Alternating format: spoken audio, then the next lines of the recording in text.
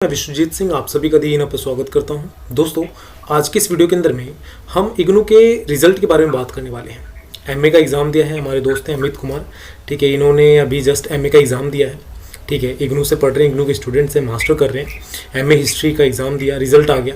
तो रिज़ल्ट का एक्सपीरियंस क्या रहा? ठीक है, रिजल्ट के बारे में हम बात करेंगे, किस तरह से एग्जाम दिया, क्या चीज़ें हमें ध्यान रखनी चाहिए इग्नू के। अगर हम पढ़ रहा है, कोई भी स्टूडेंट इग्नू से अगर स्टडी कर रहा है, आगे के लिए अगर स्कोप लेके चल रहा है कि उसे नेट करना है या कुछ और भी जो एम है, तो हम किस तरह से अचीव कर सकते हैं, किस तरह से अच्छे नंबर स्कोर कर सकते हैं, किन बातों का हमें ध्यान रखना चाहिए, उसके बारे में हम यहाँ पर डिस्कस करेंगे। तो मैं उम्मीद करता हूँ कि आपके लिए ये जो पूरा मीट है, जो गूगल टॉक है आज का हमारा, आपके लिए फ्रूटफुल होगा, बहुत ज़्यादा बेनिफिट होने वाला है। सभी व्यूअर से रिक्वेस्ट करूँगा वीडियो को लास्ट तक देखें, जिससे आप अच्छे तरह से हमारी बातचीत को समझ सकें कि क्या मेन चीज़ें हैं, क्या बेनिफिट ऑफ द वीडियो रहने वाला है, वो आप समझ सकें। चलिए मैं यहाँ पे वीडियो स्टार्ट करता हूँ। तो अमित, मैं विश्वजीत कुमार, ठीक है, आप सभी का मतलब जो भी आप देख रहे हैं व्यूअर्स, उनका भी और आपका भी अमित मैं स्वागत करता हूँ आज की इस मीट के लिए। ठीक है, ये स्क्रीन आपकी है। सबसे पहले आपके इंट्रोडक्शन से स्टार्ट करते हैं, then we will move. Google Meet के इनविटेशन के लिए थैंक यू विश्वजीत जी। मैं अमित, मैंने जस्ट अभी अपनी रिसेंटली मास्टर्स कंप्लीट किए है। 1 वीक पहले ही मेरा रिजल्ट आया है और मैं रिजल्ट का मेन क्रेडिट आपके वीडियोस को ही दूंगा सर, क्योंकि आपके वीडियोस की वजह से ही मैं अपना जो एग्जाम था वो क्रैक कर पाया हूँ, उनको पास कर पाया हूँ। बेसिकली मैं जॉब करता हूँ और स्टॉक मार्केट्स और अपना क्रिप्टो करेंसी में ज़्यादा इन्वॉल्वमेंट की वजह से मैं इतना पढ़ नहीं पा रहा था अपने मास्टर्स के सब्जेक्ट को। उन पे मेरा इतना फोकस आया नहीं। मैंने जस्ट 1 मंथ पहले ही एक बार आपके जो वीडियोस थे उनसे मैंने थोड़ा देखना शुरू किया था, तो उन्हीं की वजह से ही मेरे एग्जाम थे वो क्लियर हुए हैं। बहुत अच्छी बात है अमित जी।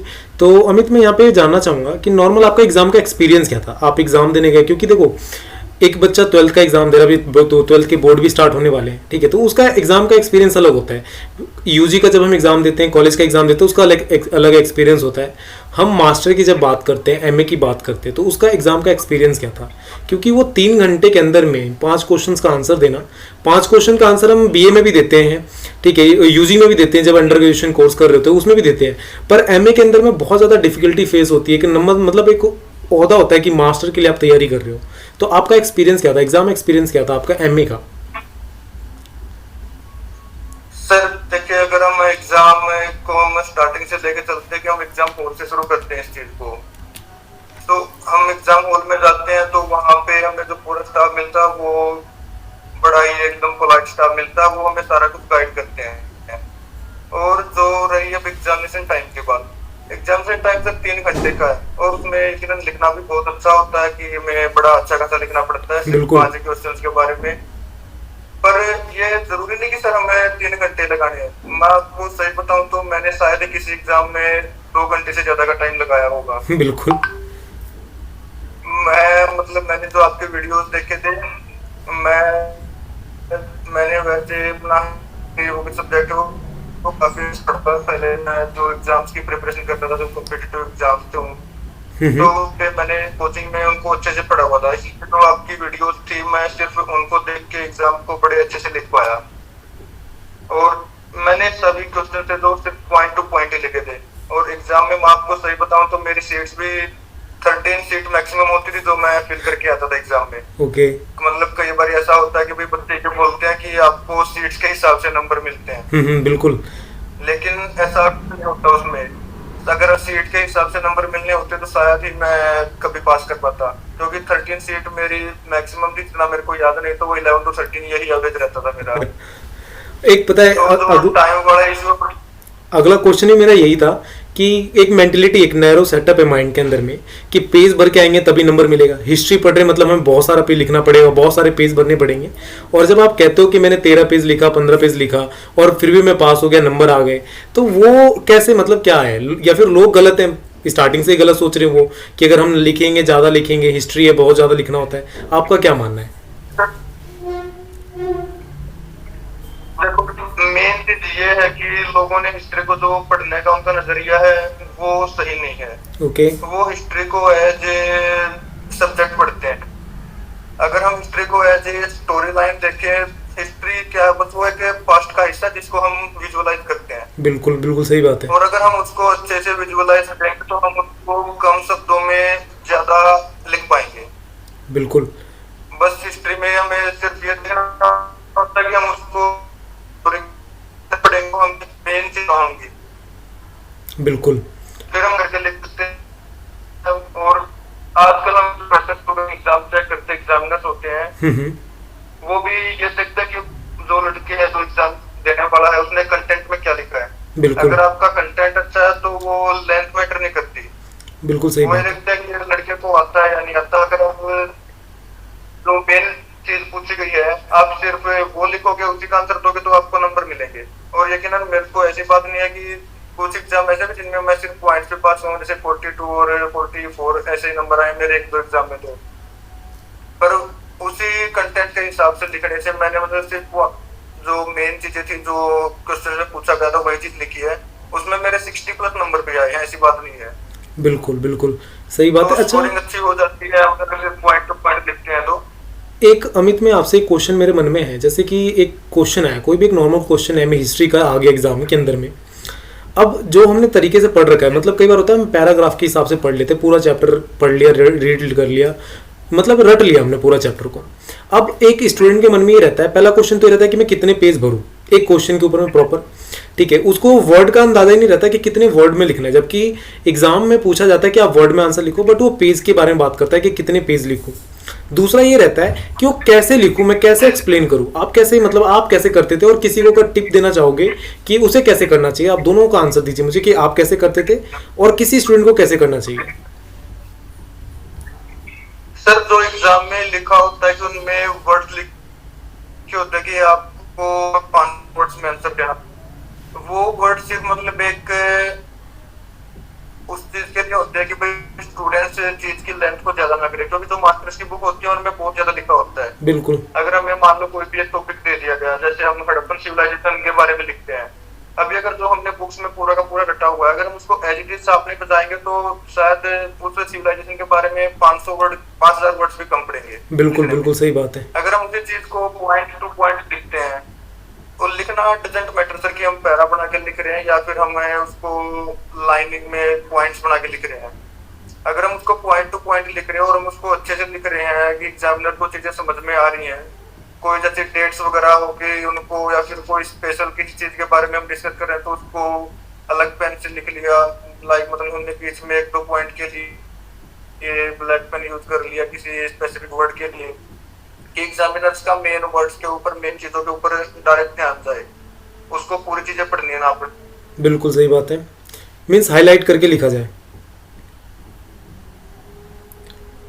अमित आपकी आवाज़ बीच में रुक रही है, अगर पॉसिबल है तो आप थोड़ा सा देखिए नेटवर्क वाले में जा सको, नेटवर्क वाले एरिया में जा सको, मतलब जहाँ पे नेटवर्क अच्छे तरीके से आता हो आपके साइड में।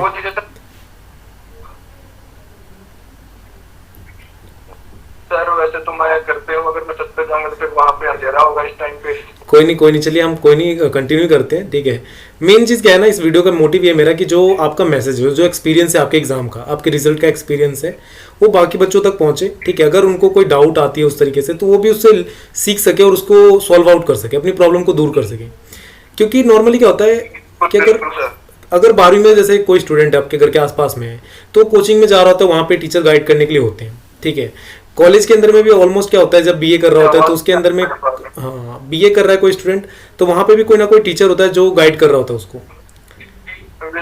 आपकी आवाज नहीं आ रही। ओके, ये नेटवर्क का बहुत ज़्यादा प्रॉब्लम, मुझे लगता है कि आज नेटवर्क का प्रॉब्लम आ रहा है, ठीक है। दोनों ट्राई करते हैं अपनी तरफ से कि हम अपनी बातें रख सकें और अच्छे से एक दूसरे को समझा सकें, ठीक है।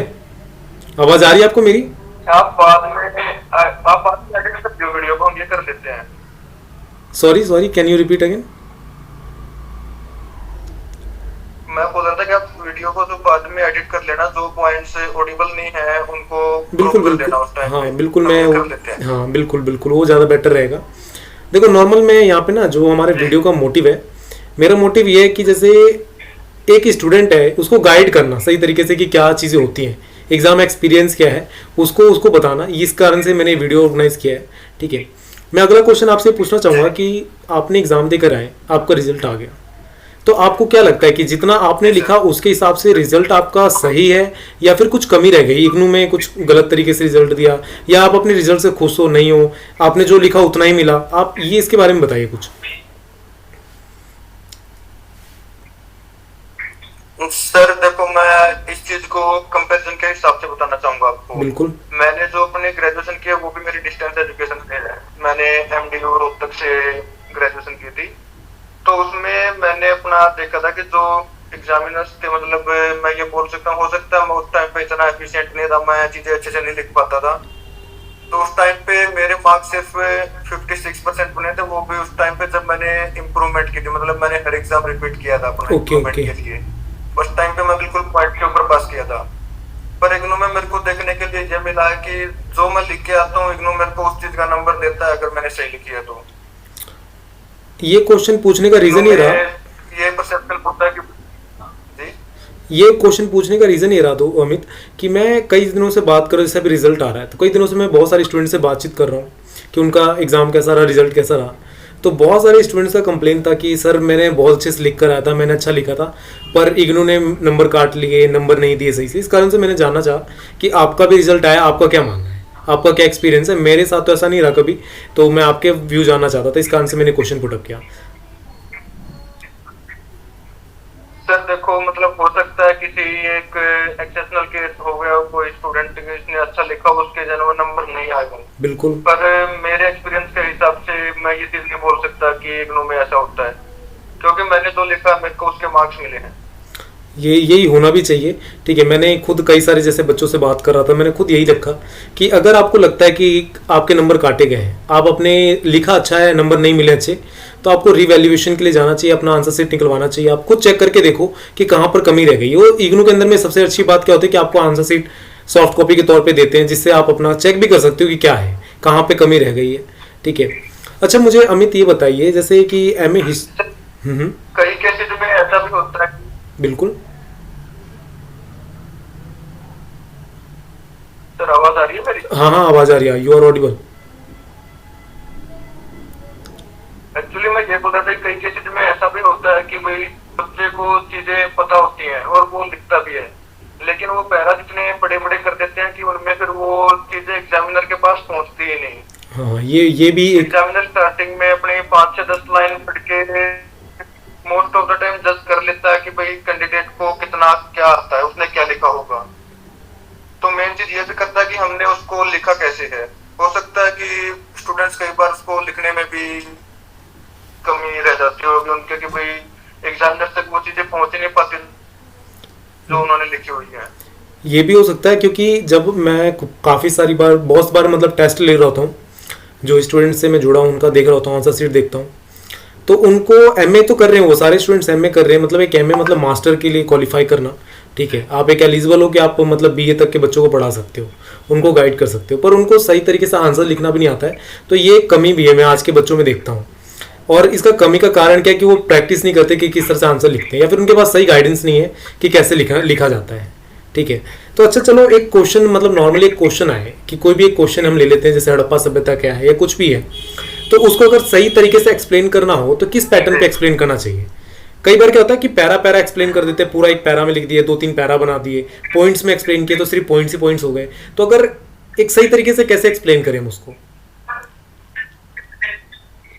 सर देखो, जैसे जो क्वेश्चंस के आंसर अटेम्प्ट करना है, उसके लिए मैंने अपना जो ग्रेजुएशन में मैंने एग्जाम आंसर अटेम्प्ट किए थे, वो मैंने पैरा बना के अटेम्प्ट किए थे।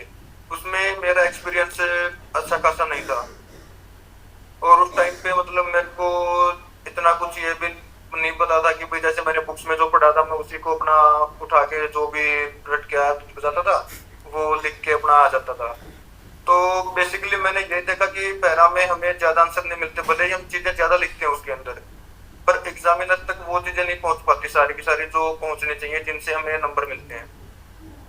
लेकिन मास्टर्स में मैंने अपना खुद मैं अपना बताऊं तो मैंने पॉइंट टू पॉइंट चीजें लिखी थी। मैंने बेसिकली पॉइंट्स बना के भी लिखे हैं, जिन क्वेश्चन में पॉइंट्स बनाना पॉसिबल थे, और जिनमें पैरा बनाना पॉसिबल थे उनमें मैंने कोशिश ये रखी कि मैं शॉर्ट पैरास बनाऊं, कि भाई एग्जामिनर्स उनको मतलब देखे तो मेन में चीजें उनको पता लग जाते हैं।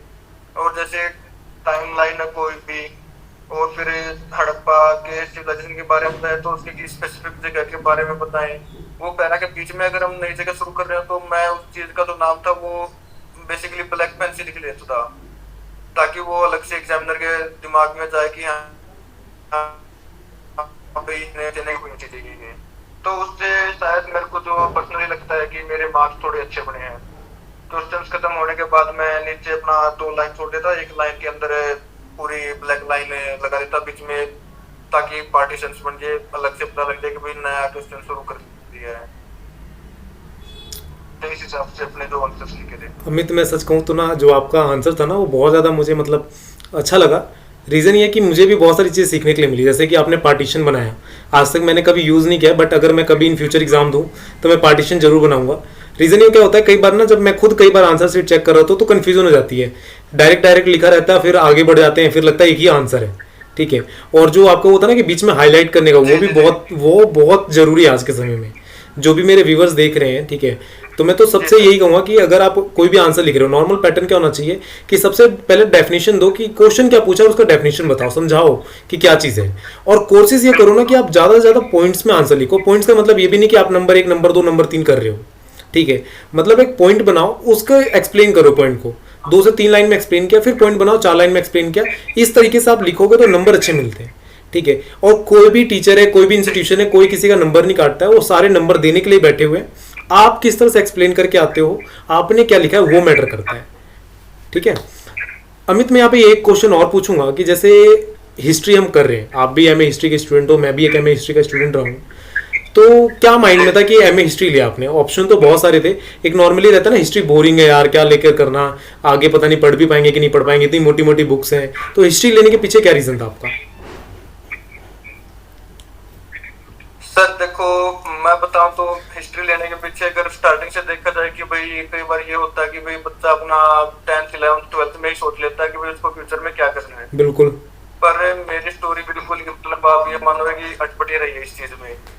जैसे मेरी जो +1 और +2 थी, उसमें मेरे पास नॉन मेडिकल थी। ओके। मेरा हिस्ट्री से दूर दूर तक कोई वास्ता नहीं था। लेकिन फिर मैंने अपनी ग्रेजुएशन स्टार्ट की। मैंने जैसे अपनी ग्रेजुएशन स्टार्ट की, उसके बाद मैंने साथ के साथ अपना कॉम्पिटिटिव एग्जाम्स की प्रिपरेशन शुरू कर दी। वहाँ पे जो मेरे टीचर थे जनरल नॉलेज वाले, मैंने बेसिकली मतलब अपना जो शुरू किया था हिस्ट्री, वहां से जाके मेरा इंटरेस्ट बढ़ना शुरू हुआ था। क्योंकि जो सर पढ़ाते थे वो स्टोरी बेसिस पे पढ़ाते थे।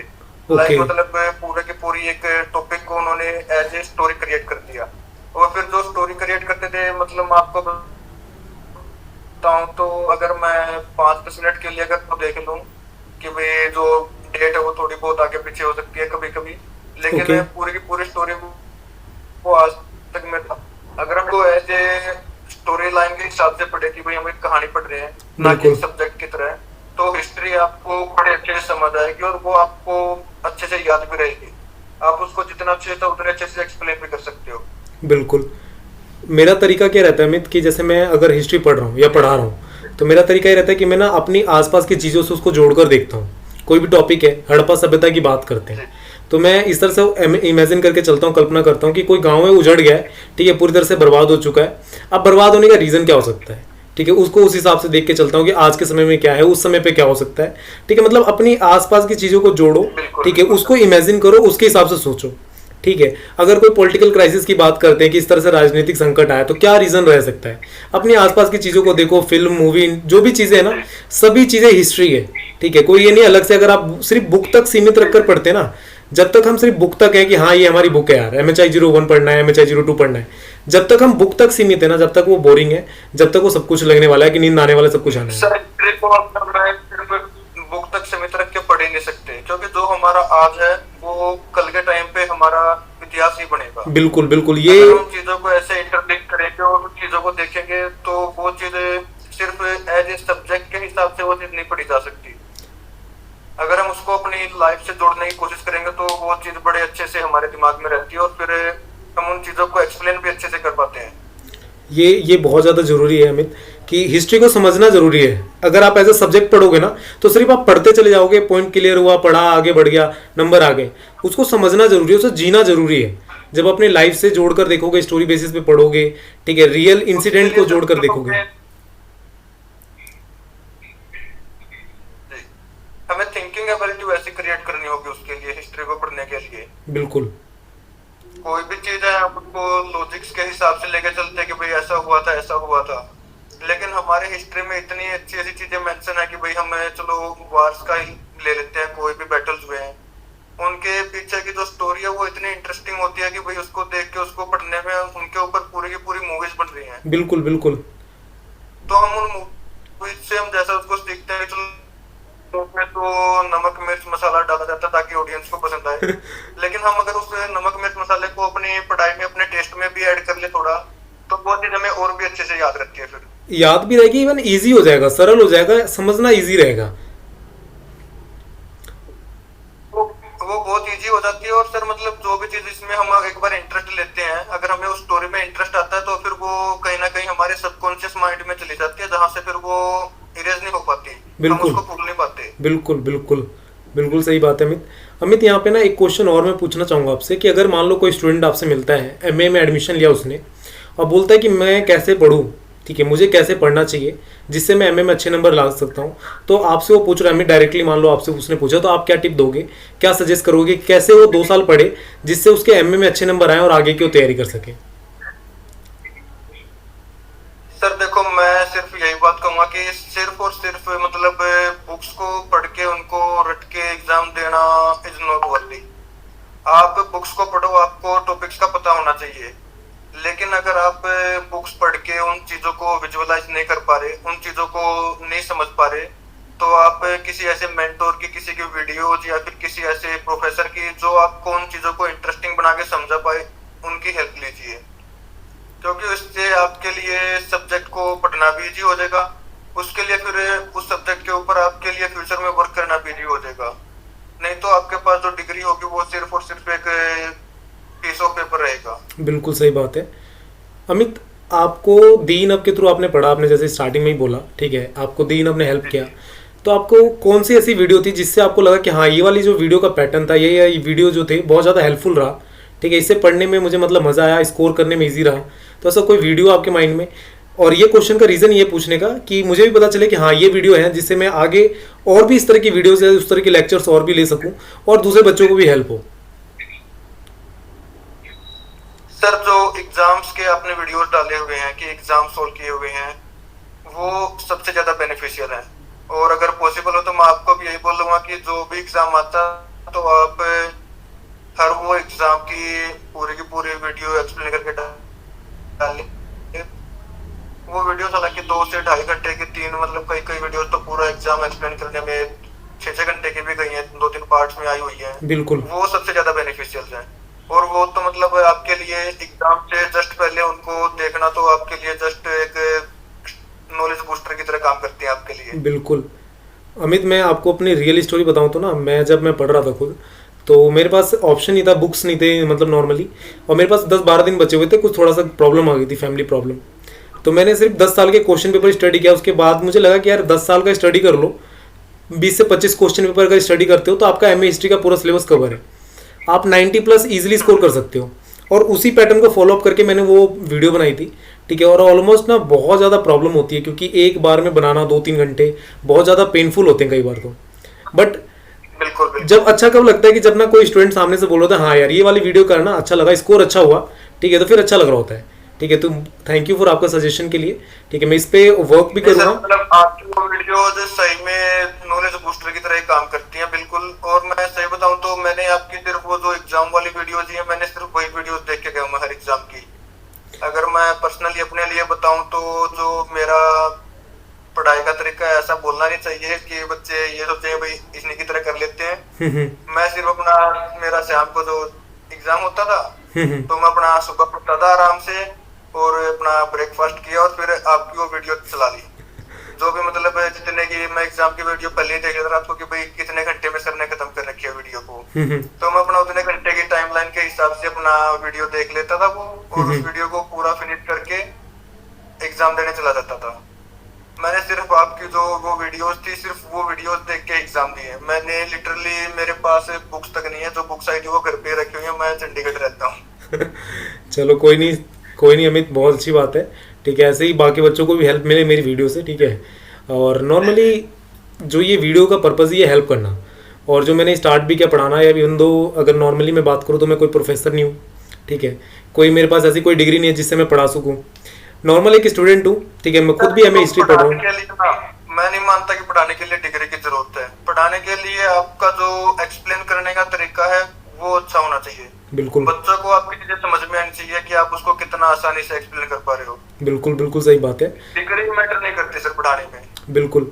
और ये पता है अभी अगर स्टार्ट। मैं अपने लिए चलूं, हाँ जी, हाँ तो जी। मेरे पास तो अगर मतलब जैसे अभी मैं स्टॉक मार्केट में हूँ, तो यहाँ पे तो मेरे पास तो इसका दूर दूर तक वास्ता नहीं है। मेरे पास तो कॉमर्स का कोई सब्जेक्ट नहीं था +1 +2 में। कोई नहीं, बहुत अच्छी और बात है अपने ये तो। इंडिया में सर हाल ही ऐसा है कि भाई हम पढ़ते कुछ है, हम करते कुछ है।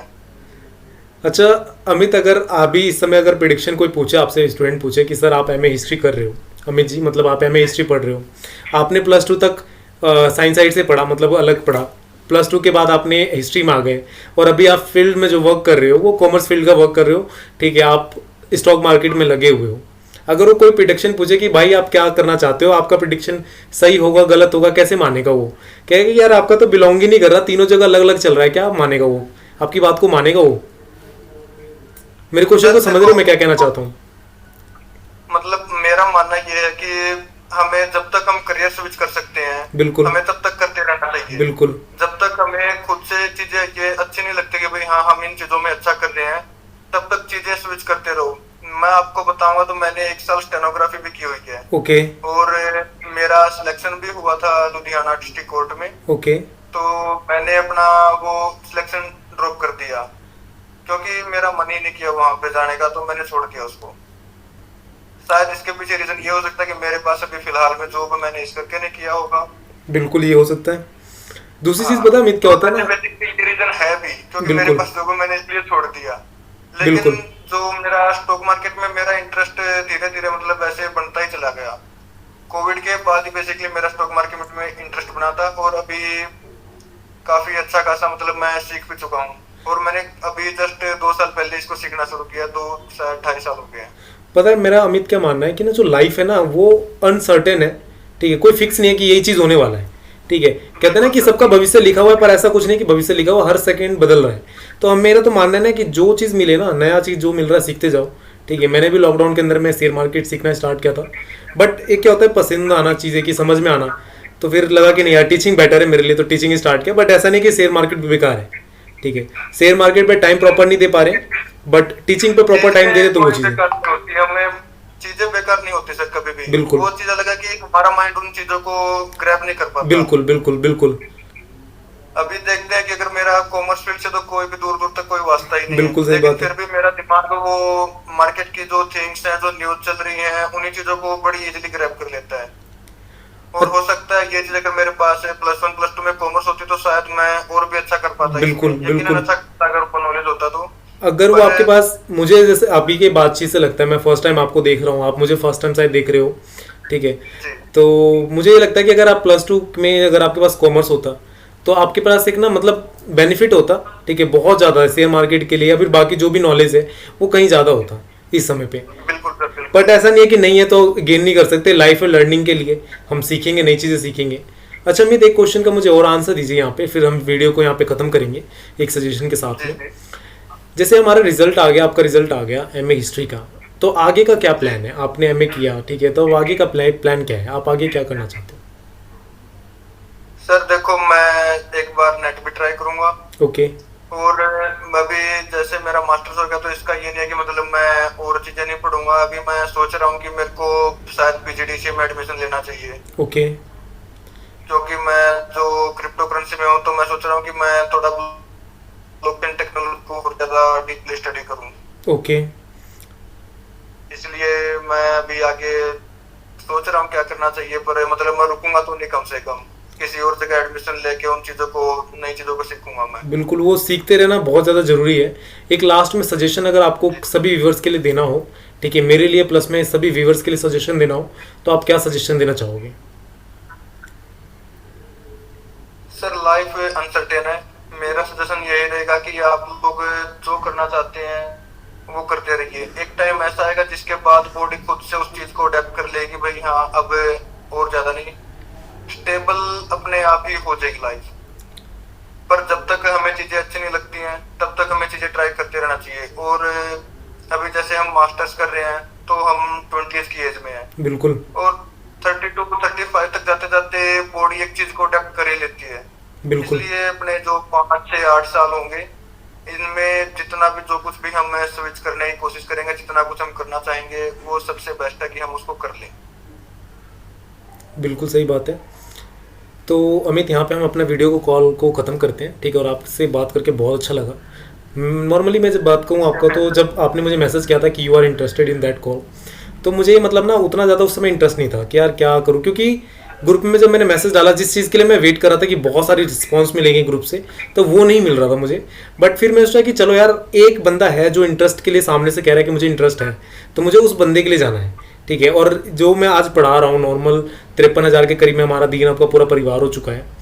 तो ये शुरुआत भी उस एक बंदे से ही हुई थी कि कोई एक बंदा है जिसने कमेंट किया कि हाँ यार मुझे इस वीडियो की ज़रूरत है।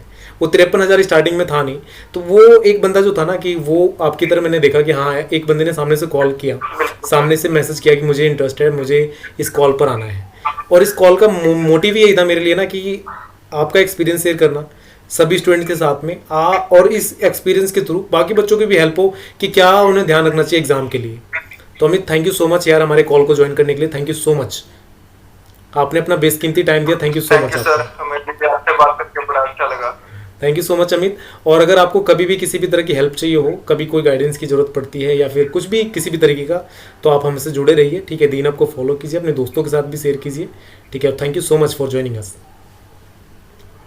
बिल्कुल सर, नंबर आपका, मैं आपसे कांटेक्ट कर लूंगा। बिल्कुल बिल्कुल अमित, ठीक है। ऑल द बेस्ट आपके फ्यूचर के लिए, ठीक है। आपका फ्यूचर ब्राइट हो। दीन अब आपके हमेशा आपके साथ में रहेगा। Bye bye, take care, all the best.